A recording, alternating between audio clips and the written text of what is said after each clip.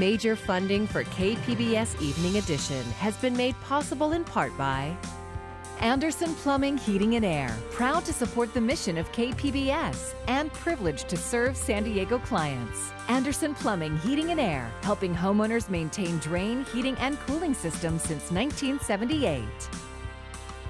And by the Conrad Prebys Foundation, Darlene Marco Shiley, and by the following.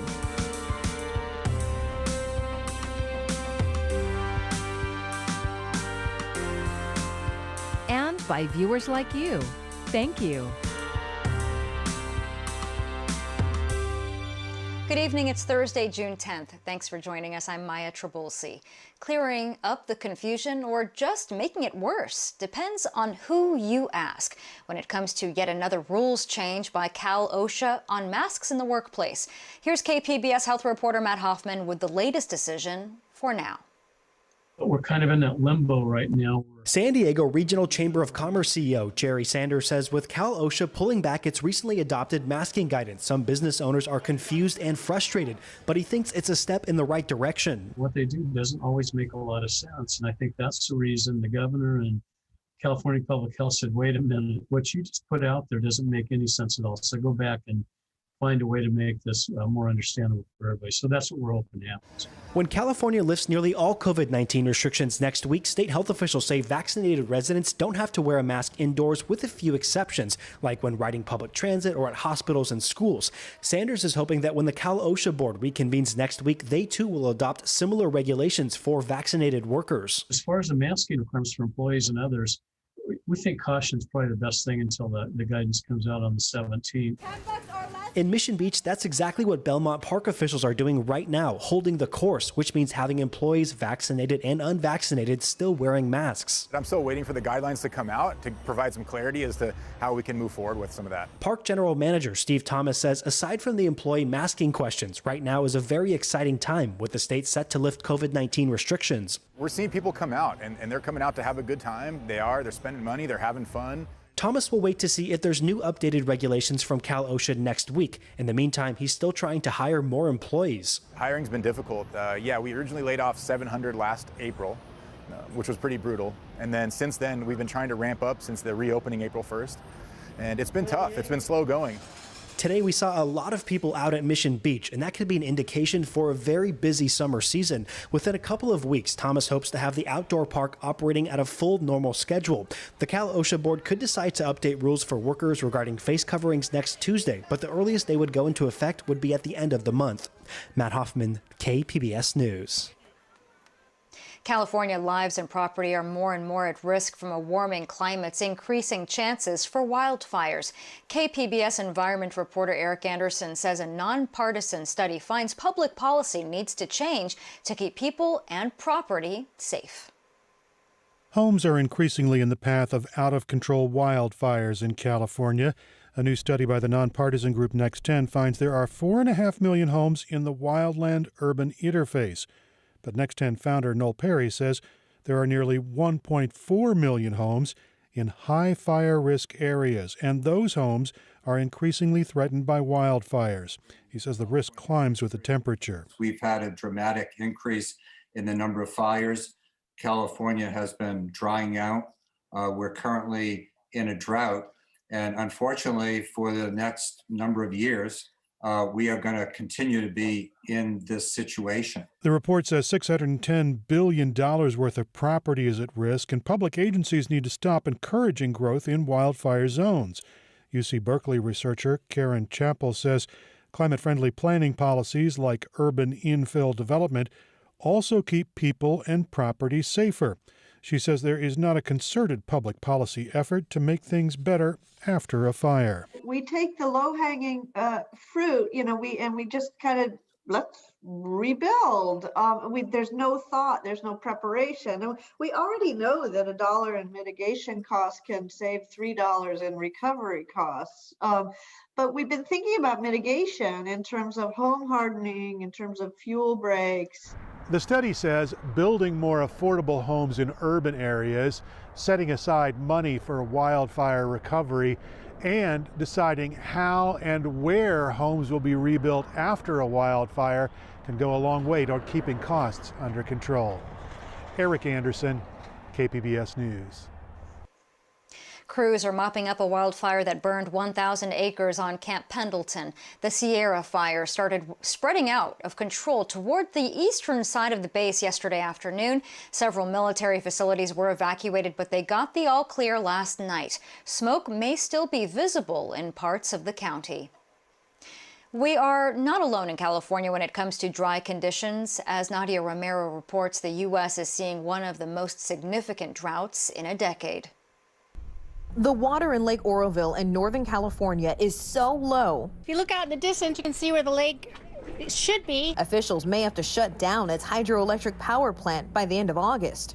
Plus, a water shortage emergency for nearly 2 million in the San Francisco Bay Area. The hots are getting a lot hotter in this state. The dries are getting a lot drier. And Nevada, Lake Mead could reach its lowest level since the 1930s. Next door in Utah. We are experiencing the worst drought in decades here in the state since at least 1956, if not the worst in our state's recorded history. This year's snowpack didn't make a big impact, putting livestock and crops at risk. We also do not have enough water to raise the feed for the livestock that we do have. We don't have enough water for our crops. For western states, a bad drought can cause a bad wildfire season. The massive Telegraph and Mescal fires are still burning in Arizona, east of Phoenix. Oh, desolation. Back in Cali, it's on everybody's mind, as well as the local fire agencies. We're constantly thinking about that. The memory of the state's largest wildfire in modern history fresh on the mind of Ventura County Fire Department Captain Brian McGrath. There's still homes that aren't rebuilt yet, and some of them may never get rebuilt. A benefit from it is that brush that hadn't burned in such a long period of time is gone now. Nadia Romero, KPBS News. California is appealing a San Diego judge's ruling that overturned the state's 3-decade-old ban on assault weapons. U.S. District Judge Roger Benitez ruled the ban violates the Second Amendment right to bear arms. He likened the AR-15 to a Swiss Army knife, arguing they are both, quote, a perfect combination of home defense weapon and homeland defense equipment. Attorney General Rob Bonta called the ruling fundamentally flawed on the law, facts, and common sense. Our strong common sense gun laws help curb not only mass shootings, but gun violence as a whole. And with one of the lowest firearm mortality rates in the country, we have to continue to use every tool we have to defend our laws. California's Attorney General's office is asking the appeals court to stay the district court's ruling, which would leave the laws in place during the appeals process. The state banned the sale of semi-automatic weapons back in 1989 after a gunman killed 5 children at an elementary school. The San Diego Sheriff's Department is investigating a recent altercation among some of its deputies and Black Lives Matter protesters in Imperial Beach. KPBS reporter Melissa May spoke to the woman who says she was wrongly arrested. This is what transpired after a peaceful Black Lives Matter protest in Imperial Beach on Sunday.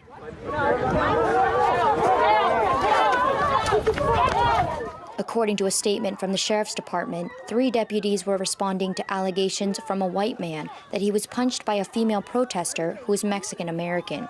When the deputies approached the woman, she pulled away, the statement said. Then, according to the statement, other protesters began attacking the deputies.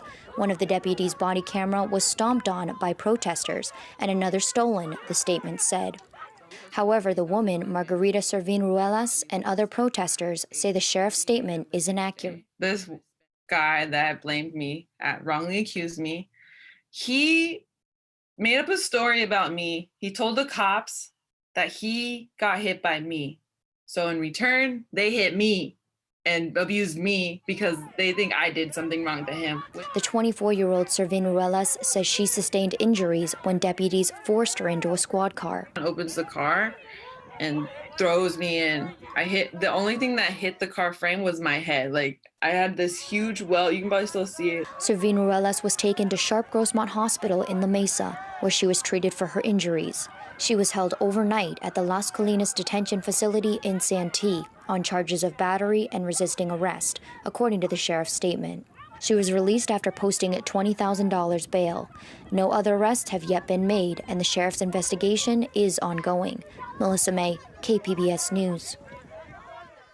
The leader of a local civil rights organization says there needs to be a serious reform in how local law enforcement agencies account for use of force complaints and in how the agencies deal with officers once they confirm those complaints. More from KPBS reporter John Carroll. It is a track record that we need to pay attention to. The Reverend Shane Harris leads the People's Association of Justice Advocates. Ever since the killing of George Floyd, his group has been working on what they see as abusive and discriminatory policing in San Diego County. Harris sent a letter to the Sheriff's Department asking for information on deputies who'd had abuse of force complaints. In a news conference Thursday, he said the idea is to root out bad apples.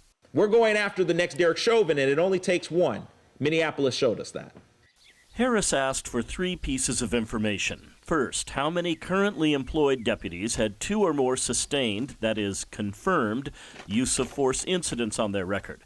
Sheriff's Department records go back to 1995. In their response, the department said 3 deputies had 2 or more sustained violations. Next, Harris wanted to know how many deputies had 2 or more unfounded claims against them. The answer? 31 deputies were the subject of 2 or more unfounded allegations. Then Harris asked how many deputies from each category had been involved in a deputy-involved shooting. The answer? 1 from the sustained group and 1 from the unfounded group. Harris says the sheriff's response is unsatisfactory. We believe that there is a biased view in there because it's like a teacher grading their own paper. And these are deputies who still are working in the department, confirmed, for sure. Harris also criticized the Citizens Law Enforcement Review Board. That group does its own investigations of use of force incidents. He says the group is toothless and needs to be reformed. Moving ahead, Harris says it's about making serious changes in policy. He says taxpayers should be supportive of change because they're on the hook when local government has to pay out claims. We have to get rid of the bad apples in order to save our democracy and our humanity and our taxpayer dollars and lives. The Sheriff's Department had no comment on Harris's charge that they're biased in how they handle complaints against deputies. John Carroll, KPBS News. A major breakthrough being reported by the DA's office when it comes to rape kit testing. More than 2,000 kits from a dozen county law enforcement agencies have now been tested by an independent lab. It's all part of a 3-year project to clear an untested sexual assault kit backlog. 735 contain DNA other than the victims. Recently, a suspect was identified and charged in a sexual assault involving a 13-year-old girl back in 2014. Suspects in other cases are now being investigated. The San Diego County DA's office is warning about fake vaccination cards being advertised on social media. The COVID-19 vaccine cards have official U.S. government seals, and copying them is illegal. Anyone dealing in the fakes can be prosecuted. If you did get vaccinated, you are asked to not post photos of your card to social media, since your information could be stolen. President Joe Biden's first foreign trip brings him face-to-face with UK Prime Minister Boris Johnson, who he once called a Trump clone. As Isabel Rosales reports, Biden faces an uphill battle to reassert American leadership with key allies. President Joe Biden's debut on the world stage. For the first time, he meets face-to-face with UK Prime Minister Boris Johnson. I told the Prime Minister we have something in common. We both married way above our station. I'm not going to dissent from that one, but I'm not going to disagree with the President or indeed on anything else. I think. Biden and Johnson signing an updated Atlantic Charter, the pivotal document FDR signed with Prime Minister Winston Churchill to define allied goals for the post-war world. Both leaders lifting U.S.-UK COVID-19 travel restrictions, plus a major announcement. This is about our responsibility. Biden vowing to buy 500 million Pfizer vaccine doses to donate to the world. The largest single purchase and donation of COVID-19 vaccines by any single country ever. A busy schedule ahead for President Biden, including a G7 summit. The message? America is back. After allies upset over America's Trump era. I'm heading to the G7, then to the NATO ministerial, and then to meet with Mr. Putin to let him know what I want him to know. It all leads to that showdown next week with Russian President Vladimir Putin. These tough talks expected to cover Russia's aggression with Ukraine, interference with U.S. elections, and a recent string of cyber attacks originating in Russia that shut down a major U.S. gas pipeline and the world's largest beef supplier. In Washington, Isabel Rosales, KPBS News. The extreme dry weather afflicting us here in the West could have economic impacts across the entire country, especially when it comes to food prices. As Camila Bernal explains, the drought is causing major disruptions to the agriculture industry, including bees. As a third-generation beekeeper, this is a really good queen because she gets her pollen, the honey, and the brood. Melanie Cardoso knows the industry and the challenges that come during a drought. Impacts everything. There's no water, there's no food, there's no food, plants for the bees to pollinate. In the last 2 years, fires and drought have wiped out thousands of colonies. Experts pointing to the root cause. As we see climate change, climate increase in drought, and increase in heat wave events, we will see increased stresses on the bees. The drought depriving the bees of their primary food source. It causes us to have to feed them more. And this intensified by the struggles of farmers like Joe Del Bosque. The land is ready. It's ready to plant. It's just waiting for water and plants to put in there. Those plants also supply pollen and nectar that the bees desperately need. One industry intertwined with another and eventually passing on the stress to the consumer. It's a problem of anybody that eats fruits and nuts and vegetables, because California grows about half of all the fruits, nuts, and vegetables in the United States. Del Bosque Farms grows organic produce for Whole Foods, Trader Joe's, Costco, and others. But this year, the losses caused by the drought could be in the millions. I'm extremely worried about the future, absolutely, because if we have to see if we can survive this year first. We may not survive. In the meantime, these business owners finding ways to deal with the losses. We're thinking more money out of our pockets to feed them and to make sure they're getting the right nutrients. And calling on a higher power. I talked to different beekeepers from different states, but yeah, it's like the same thing there as it is here. They're just praying for more rain. I'm Camila Bernal reporting.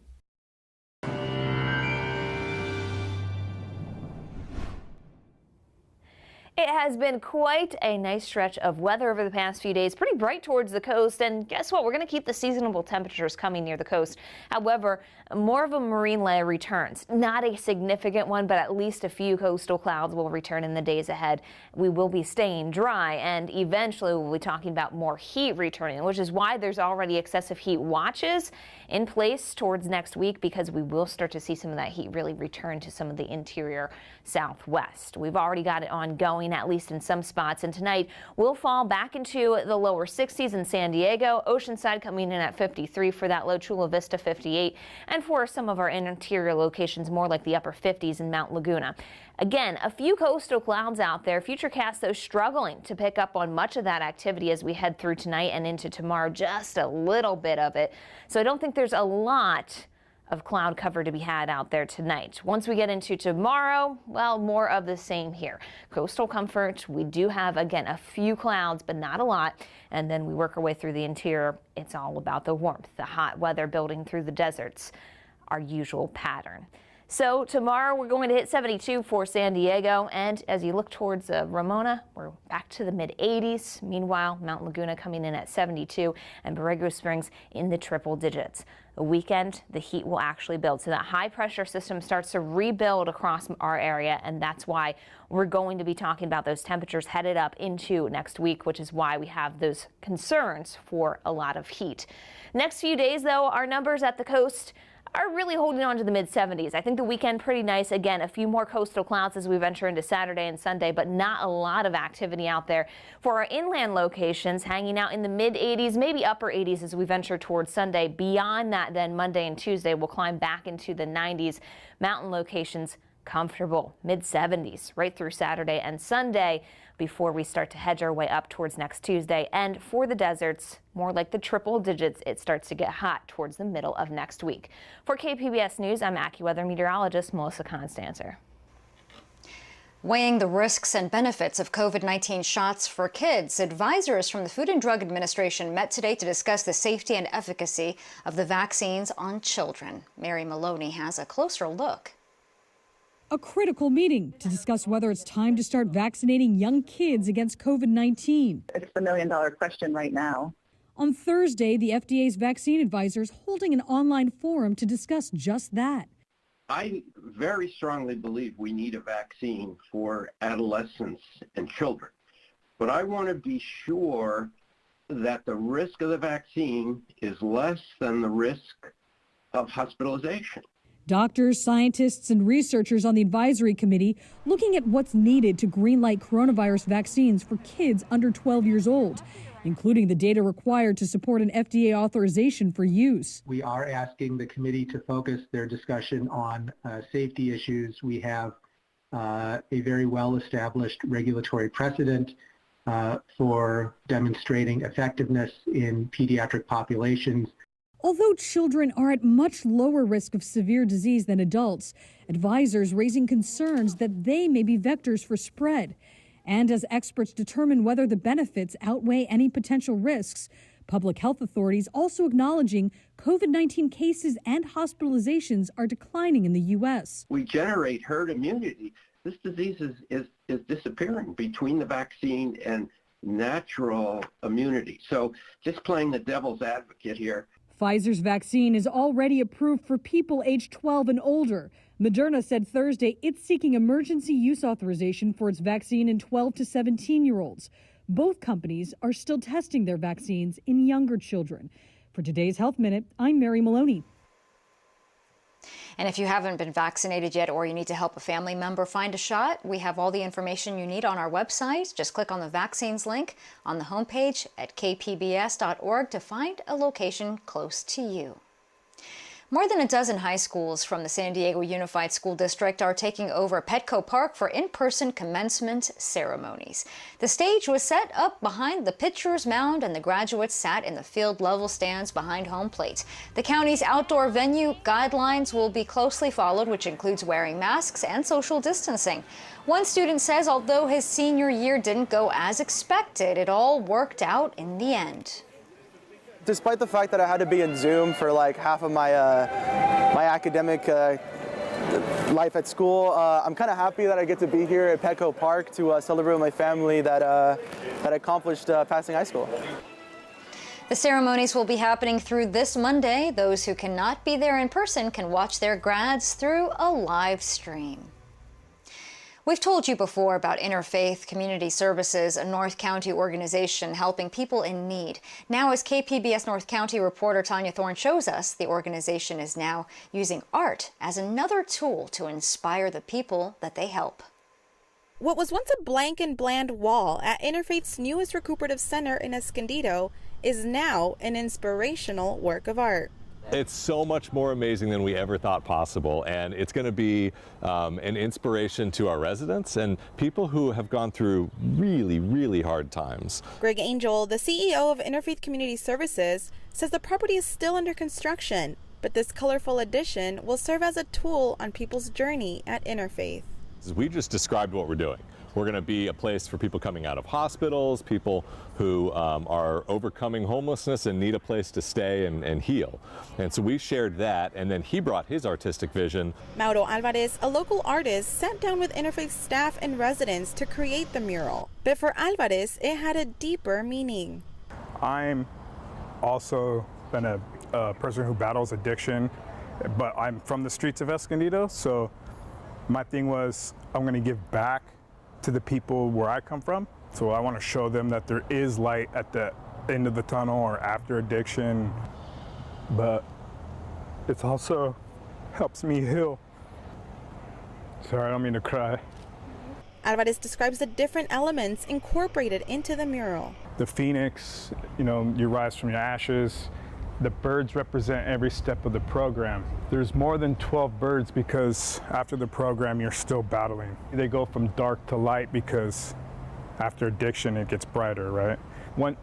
Every step of the program, you're one step closer to freedom.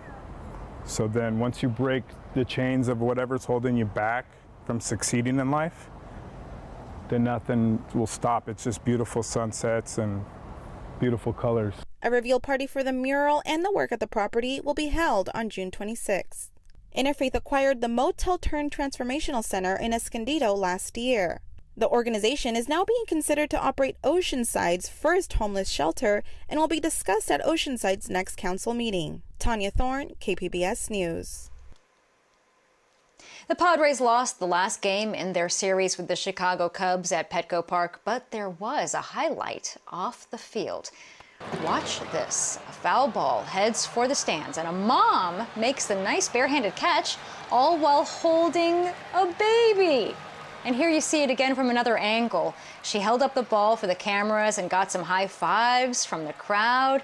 And the Padres later tweeted the video with the caption, "Moms are amazing." Best not to forget that. And you can find tonight's stories on our website, kpbs.org. Thank you so much for joining us. I'm Maya Trabulsi. Have a great evening. Major funding for KPBS Evening Edition has been made possible in part by Anderson Plumbing, Heating and Air, proud to support the mission of KPBS and privileged to serve San Diego clients. Anderson Plumbing, Heating and Air, helping homeowners maintain drain, heating, and cooling systems since 1978. And by the Conrad Prebys Foundation, Darlene Marco Shiley. And by the following.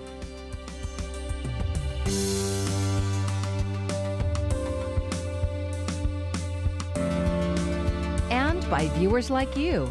Thank you.